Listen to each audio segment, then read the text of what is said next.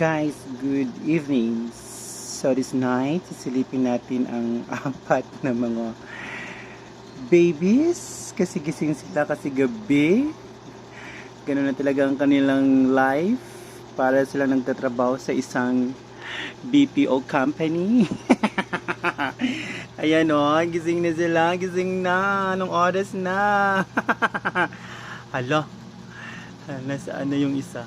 Ha, tandaan nyo, wala pa kayong mga pangalan. Ang hirap mag-isip ng name. Anyways, silipin natin yung dalawa.